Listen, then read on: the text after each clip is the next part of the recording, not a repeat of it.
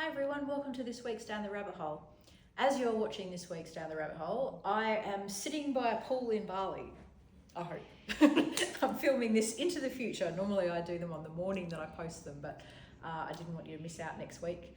So, and the week that is coming, because that's the week that I'm filming for. Anyway, makes no sense. Just know that I filmed these 2 in a row. So, this quilt is another one of my Block of the Month quilts, and I'm doing it at the same, in the same bracket of 2 as my Simple Folk quilt, because both of these quilts came out in the same year. For some insane reason, I decided that I would do a 12-month quilt and a 6-month quilt in the same year, because that's just how I roll. So I managed to make both of the Simple Folk quilts and the Grasshopper quilt, and as I was finishing quilting the Grasshopper quilt, I got a frozen shoulder. And so I never finished the quilting, and we had to Photoshop the quilting in a little bit on one side of the quilt for the book. And I've never been able to go back to it. Well, I keep forgetting to go back to it, and I'm always so busy that I never just have a couple of months sitting there to hand quilt something. And so this has never been finished. Even though it's bound, one side of it has all of this basting, all the machine basting still in it, and the other side of it is all quilted.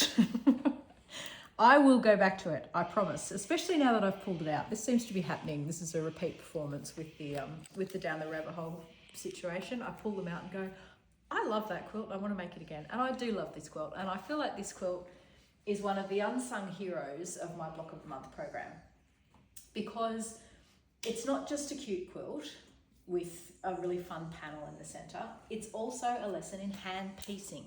And I love to hand piece. I hardly ever get time, and I'm not talking about English paper piecing. I'm talking about hand stitching the quilt together. So the center of the quilt is completely hand appliqued, obviously. And that is the first couple of months of the quilt. How did I do it? No, it's not.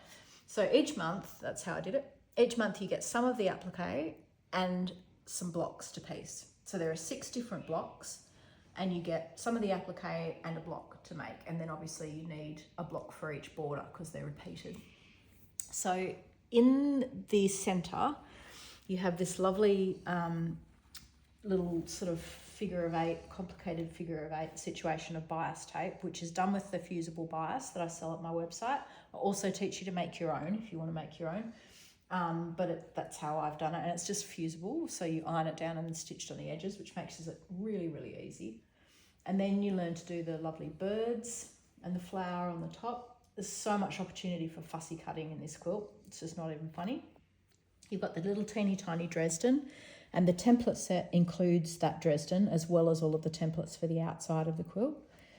This lovely big flower down the bottom, and then there's some more bias tape coming up with all of the leaves all appliqued onto the top, because you couldn't have a Block of the Month quilt without any leaves in it, people. We know how we love a leaf. So that is the quilting in the center, and the applique and everything in the center. The way that I've quilted this, and I have quite an extensive quilting tutorial at the end of it as well, even though I didn't get it finished because of my shoulder, because I feel like because this quilt is all handmade, it was really important to hand quilt it, and I was at the time so bummed that I didn't get to finish it during the Block of the Month because of my shoulder. And it's really like it's half done. I really need to go back and just finish it off. This is done with 12 weight thread, but I've done it very finely, so you could quite easily do much bigger stitches than what I've done, is what I'm trying to say. But I really wanted it to be traditional looking, even though it's quite a modern quilt. This print that was in the background here with the little jars of fireflies, to me is just one of the great lessons of contrast in quilting, because that's a fabric that you wouldn't look at and say was a background, but it totally is a background here, and you don't notice until you're up close what's on it. And when you get away from it, the contrast that's in all of those beautiful bright fabrics means it doesn't really matter what's printed on that fabric. It's all about the contrast between the dark blue and the bright fabrics, which is just one of the things I really love to do. This is one of those lovely textured Japanese, so you could actually pull those crosses out if you wanted to. That's all obviously all sewn in, so that's fine. But it makes a really beautiful background to be able to do something that's textural on the top, and give that even more texture than it's already got. So that's the center. And then we get out to the blocks in the outside. Now these are all hand pieced. Could you machine piece them? Sure, of course you could. But what this quilt is it's a lesson in how to hand piece something. So every single month where we learn a different block, we're learning about how to hand piece these together, how to flip the seams in certain places, how to nest, how to fussy cut different pieces, all of those kinds of things. Some of them are more difficult than others. Obviously this one is quite complex. There's lots of little tiny pieces, but oh, I do so love to hand piece a star. There's a lot of lessons in curved hand piecing and how to put those curves together. There's the dear little house, which gives you all of the lovely fussy cutting opportunities for windows and what have you. This is just squares on points, so it's nice and easy to put together.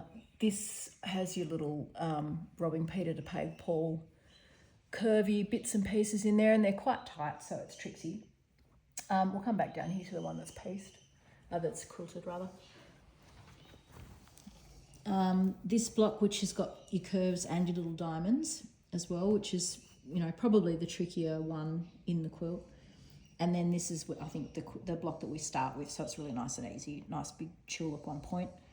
But you can see as we look, even around the ones that aren't quilted, there's so much fun to be had with fussy cutting all of these different, look at this, I just love those little tulips fussy cut in there.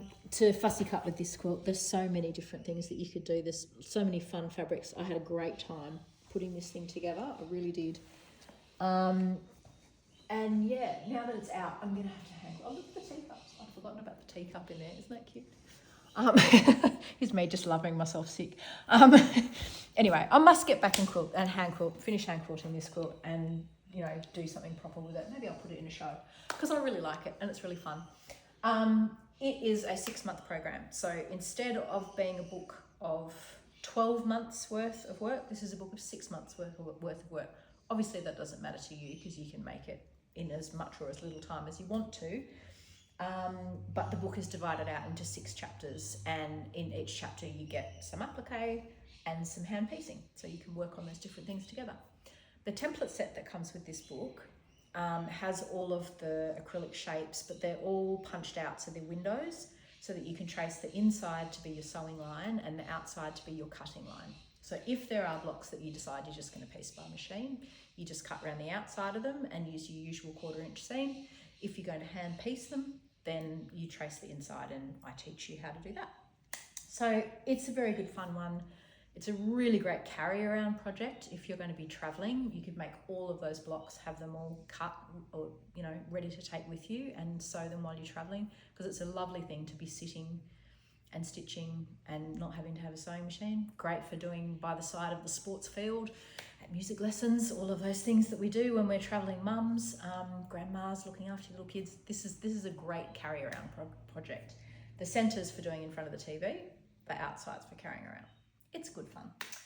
The Grasshopper, because it's the Journey Grasshopper, the Grasshopper is available at my website in book format. It comes with all of the video instructions, teaches you how to do all the applique and all the hand piecing and the hand quilting as well. And it's a complete exercise in learning to make a quilt by hand. And I really hope that you'll give it a go, because this is probably the least attended one of all of my Block of the Month programs. And I've never understood why, because I think it's absolutely gorgeous. Anyway, that's it for this week. Hope you enjoy Down the Rabbit Hole, and I'll see you next week.